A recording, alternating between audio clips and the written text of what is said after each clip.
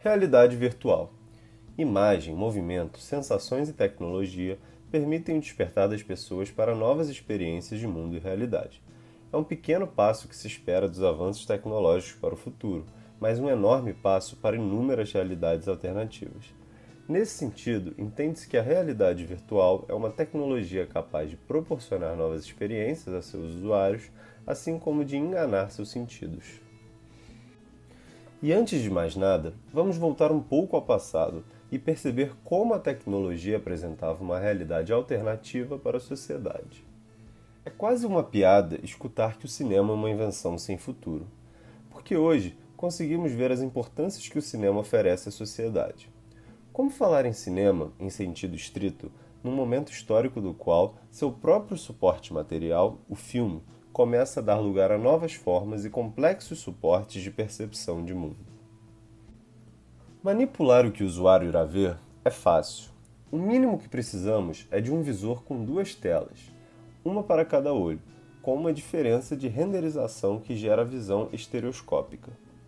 Quando a imagem que cada olho recebe é deslocada o suficiente para assimilar distância entre os nossos olhos e o que cada um vê ou um pouco mais distante. É certo que o diálogo com formas, estruturas e mídias passadas tem constituído um dos mais ricos campos de exploração para os realizadores envolvidos com as tecnologias digitais.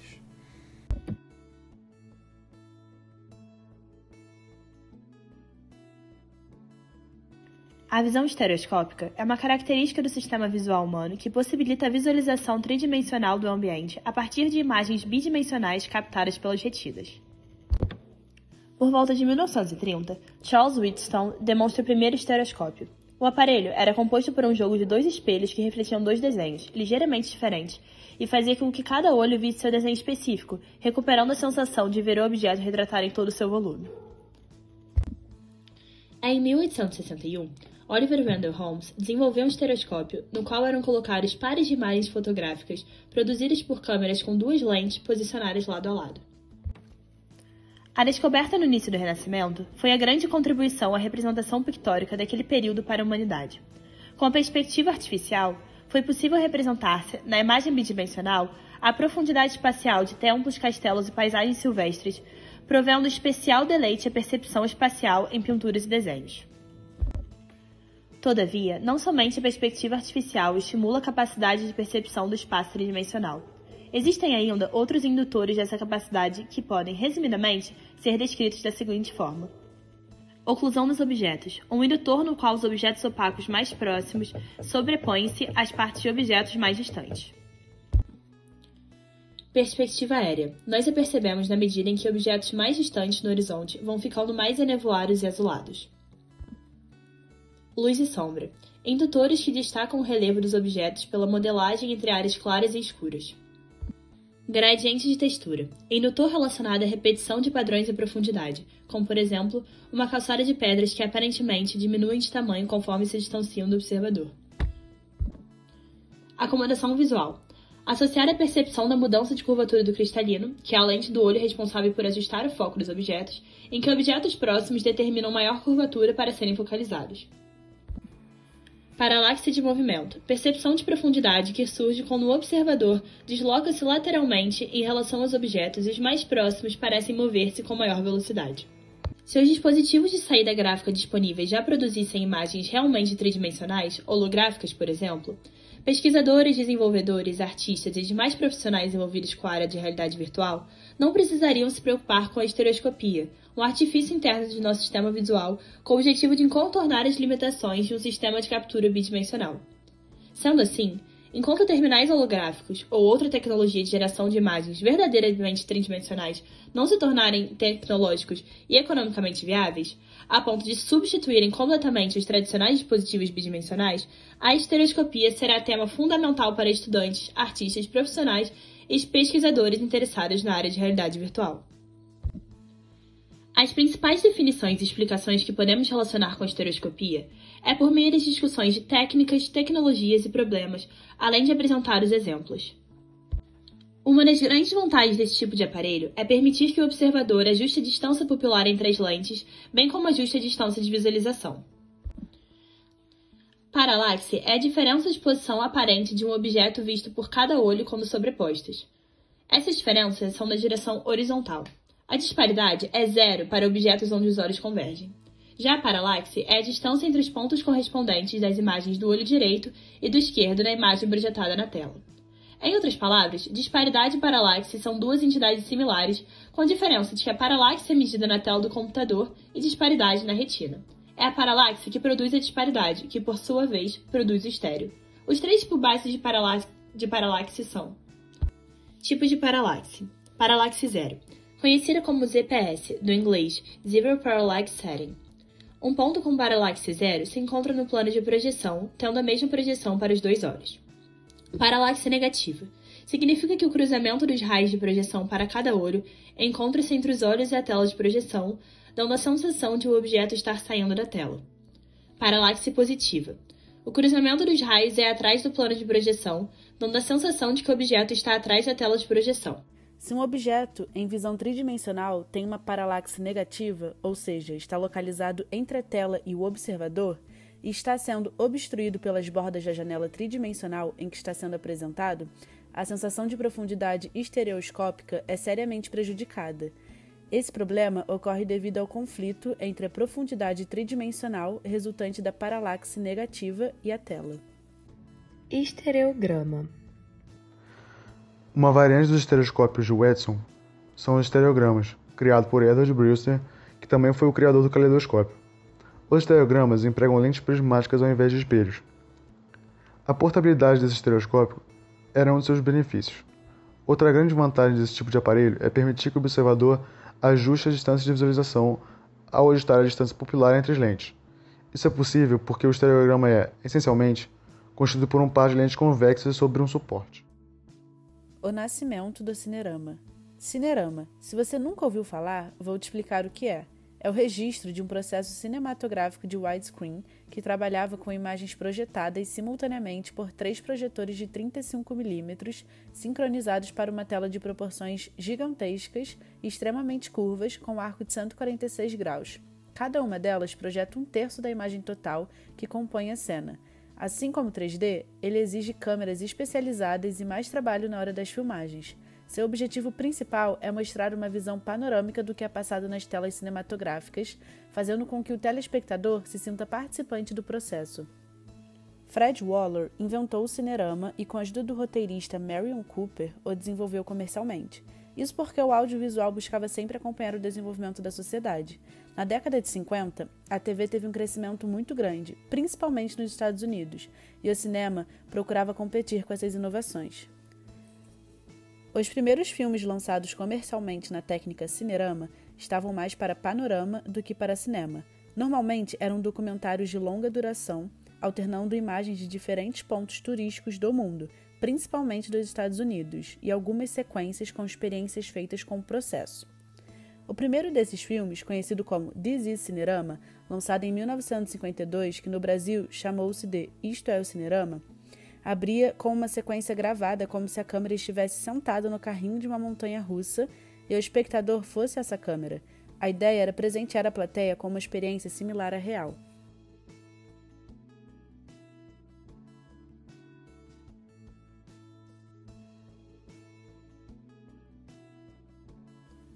Os altos custos de produção desses filmes, com essa técnica de filmagem, se tornaram um grande problema. O processo nunca conseguiu eliminar de todo as emendas que ficavam aparentes no ponto onde as imagens se alinhavam. Por isso, o sistema foi substituído pela filmagem panorâmica com uma só câmera de 65 mm, que obteve uma melhora na definição da imagem. Esse sistema ficou conhecido como Ultra Panavision 70. O uso dele para certas cenas e depois passadas para a técnica das 3 câmeras mostrou que uma imagem widescreen não poderia ser obtida de forma satisfatória sem o uso dessas 3 câmeras. Consequentemente, o cinerama desandou com seu processo. O impacto desses filmes na tela grande não pode ser acessado através de TV ou vídeo.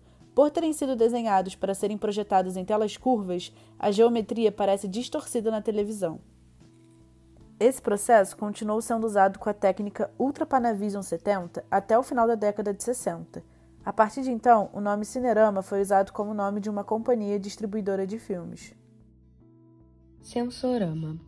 Na década de 50, o cineasta Morton Haley, considerado hoje como o pai da realidade virtual, projetava pela primeira vez uma tecnologia denominada sensorama.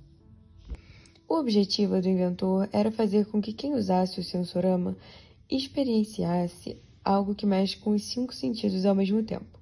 O produto funcionava da seguinte maneira: o usuário inseria uma moeda, se acomodaria em um assento, pegaria um par de alças e colocaria em seus olhos, nos orifícios de visualização, cercado por respiradouros. Cinema 3D. Nós, seres humanos, possuímos a capacidade de mostrar para o exterior nossa representação de mundo interior. Conseguimos expressar cada imagem e som que habitam nossa mente.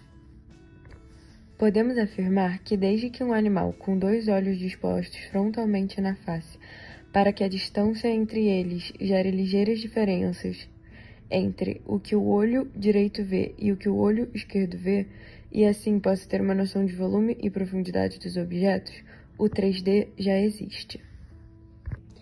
A maioria desses indutores é utilizada em imagens figurativas como o desenho, a pintura e a fotografia. O que o cinema 3D estereoscópico fez foi somar a todos esses indutores de percepção de profundidade 2 outros. Convergência ocular é a capacidade da musculatura que controla os olhos de direcionar os 2 eixos ópticos para um único ponto de interesse localizado a uma determinada distância do observador. Estereopsia é a capacidade do cérebro de indicar a profundidade a partir das diferenças entre 2 imagens observadas pelo olho direito e pelo olho esquerdo. Essas diferenças entre 2 imagens é denominada diferença de paralaxe pelos especialistas em estereoscopia. A realização de um filme 3D estereoscópico inicia-se com a filmagem feita por 2 câmeras sincronizadas, colocadas uma ao lado da outra, a uma distância compatível com a produção da desejada diferença de paralaxe entre as 2 imagens resultantes. Algumas câmeras possuem 2 objetivas, lentes, o que permite produzir 2 filmes sincronizados, um esquerdo e outro direito, seja de 2 câmeras ou de uma única câmera com 2 lentes. O que é produzido são as sequências de imagens que devem ser montadas separadamente. O importante na montagem é que os cortes, transição de um plano para o outro, sejam feitos em tempos equivalentes tanto no filme direito como no esquerdo. No resultado final, temos 2 filmes semelhantes, com pequenas diferenças de paralaxe entre as imagens equivalentes da direita e da esquerda. Cada um desses reprodutores de filme estereoscópicos 3D enviam os sinais para sistemas de visualização estereoscópica, sejam elas de cinema ou monitores de TV ou de computador. De forma genérica, esses sistemas de visualização estereoscópica utilizam técnicas que consistem em permitir que somente o olho esquerdo veja as imagens produzidas pela câmera, ou a lente esquerda, e somente o olho direito veja as imagens produzidas da câmera, ou da lente direita. Isso é conseguido, na maioria das vezes, com a utilização de óculos que contêm filtros especiais e diferentes em cada um dos olhos. As técnicas de visualização são as seguintes. Anaglífica. As lentes dos óculos recebem filtros de cores complementares e as imagens exibidas são tingidas pelas respectivas cores. Polarização, também chamada de estereoscopia passiva, em que as lentes recebem filtros polarizadores de luz, uma polarização para a direita e outra para a esquerda, e o projetor exibe as imagens direita e esquerda com polarizações compatíveis com os filtros polarizadores dos óculos. Obturação por cristal líquido ou estereoscopia ativa. Os óculos possuem filtros de cristal líquido que alternadamente obstruem ou permitem a passagem da luz. Projetam-se as imagens alternadamente com frequência mais alta que o mínimo perceptível pela retina e, simultaneamente, com a alternância da projeção das 2 imagens. Os óculos abrem e fecham alternadamente, sincronizando o lado esquerdo e do direito. O que dizer sobre a importância da implementação da tecnologia digital no cinema? A implementação das tecnologias digitais facilitou imensamente os processos do cinema industrial e massivo. e ao mesmo tempo que ampliou possibilidades estéticas e abriu novos caminhos para os realizadores independentes. Esse paradoxo, que em muitos sentidos aproxima hoje categorias antes tradicionalmente distintas como massivo e experimental, constitui apenas uma das muitas contradições criadoras introduzidas ou apenas amplificadas pelo que poderíamos chamar de paradigma digital. Cinema expandido. É a ideia de aproximar a arte e vida, buscando fazer com que o cinema transborde das telas para o mundo da experiência cotidiana. Daí a noção de um cinema expandido, que apele sinestesicamente a diversos sentidos, não apenas a visão, e faça uso de diferentes mídias e aparatos, além do filme. O que é o cinema digital? Para Manovic, o cinema digital é um caso particular de animação, que usa ação filmada a vivo como um de seus muitos elementos. Já para Jenny Youngblood, o cinema expandido é como uma espécie de expansão da própria consciência do homem, na qual a vida se torna arte e se promete um futuro que, o conceito de realidade não mais existirá. A sua proposta era de ultrapassar a linguagem estereotipada e sedutora das mídias massivas por meio da experimentação com os aparatos eletrônicos digitais. A indústria do entretenimento agora se torna o principal foco de utilização e defesa das novas tecnologias, criando uma oposição aos filmes clássicos do cinema. Como sugere o realizador australiano Valley Export, o cinema expandido é o cinema eletrônico, digital, a simulação do espaço e do tempo, a simulação da realidade. É interessante analisar que o cinema hollywoodiano apresenta um paradigma digital que cumpre o papel de reforçar a sensação de realidade das narrativas tradicionais, mesmo quando a história contada é de caráter inteiramente fantasioso. Nesse sentido, um filme como Johnny Mnemonic, o Cyborg do Futuro, de 1995.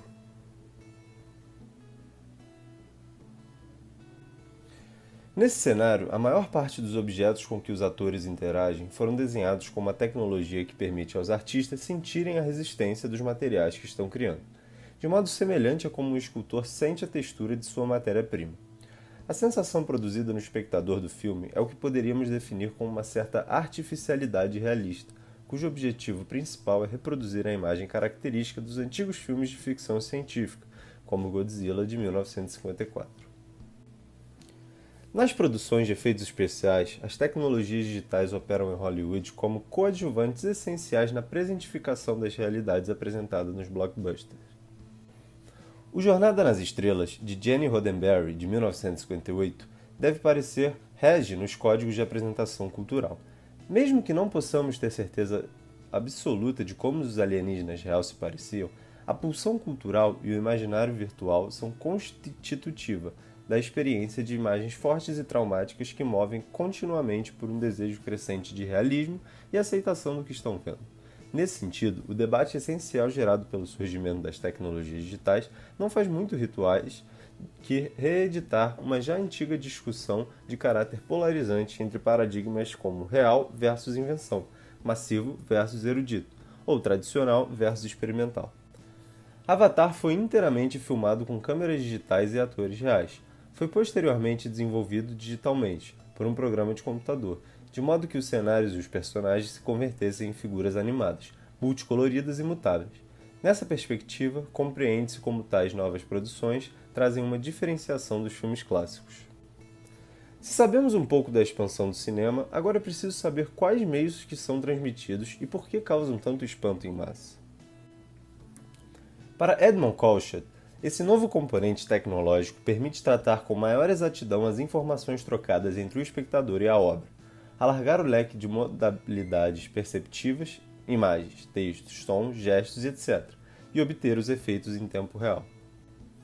Na experiência total de um cinema expandido, a imagem por si só já não é suficiente e confiável, pois o cérebro é facilmente enganado por acreditar no que vê e se faz acompanhar por várias outras formas de sensorialidade. E cada vez mais se cria um ambiente virtual que possa parecer mais convincente. Afinal, temos salas smart e de cinema, que possibilitam ao espectador imagens tridimensionais, às quais os espectadores assistem acomodados em poltronas equipadas com controles interativos digitais, capazes de mover-se e de emitir odores e litros de água, e com alto-falantes próprios. É o chamado cinema em 4 dimensões. Cinema: ver, ouvir, sentir, pilotar, que hoje ainda se configura eminentemente como um instrumento educativo, mas que provavelmente e rapidamente irá ser apropriado pela indústria de entretenimento. O público experimenta com satisfação esse prazer sintético de imaginar virtualmente que os objetos a serem mostrados na tela e nos aparelhos eletrônicos são transmitidos pelo seu ambiente, podendo até escolher um avatar e interagir com outras pessoas dentro desse mundo alternativo de modo que é possível tocá-los. E em cinemas digitais que exploram tecnologias de imagem 3D, os elementos dos mundos fílmicos criados dentro do paradigma digital podem dirigir-se tanto a uma experiência de realismo cada vez maior, a reprodução do mundo real, como a possibilidades de se afastarem inteiramente do ideal mimético. E essas duas opções podem, por sua vez, desenvolver-se, seja em espaços tradicionais, como a sala de cinema, seja em instalações que buscam envolver a totalidade dos sentidos do espectador. Conclusão. Nesse sentido, um filme pode ser tradicional, por sua escolha dos ambientes de exibição, a sala de cinema, mas tecnologicamente inovador, pela elaboração das imagens que apresenta. Talvez as possibilidades mais instigantes da imagem digital estejam, porém, em um questionamento das próprias categorias de natural e artificial. As tecnologias digitais abriram diversas dimensões novas e interessantes para a reconfiguração tecnológica e cultural da experiência cinematográfica. Contudo, elas se mostraram inteiramente produtivas, apenas se depuradas às extremas ficções tecno-utópicas que têm carregado o imaginário contemporâneo da máquina. Aí reside, precisamente, o perigo do ideal da simulação, no qual não só a imagem perdeu o corpo, como também o próprio real, inteiro, parece ter se dissolvido numa total abstração sensorial. Du Bois, 2004, página 66. Que o cinema se expanda e possa explorar novas dimensões, mas que não se confunda com a vida. Esse talvez deva ser o limite obedecido pelos realizadores diante das extraordinárias potencialidades tecnológicas do paradigma digital. Escolher a vertente da simulação em detrimento da recriação implica, por um fim, a tensão criativa, entre realismo e imaginação, entre documentarismo e ficcionalismo, que tem marcado a experiência cinematográfica desde seus primórdios.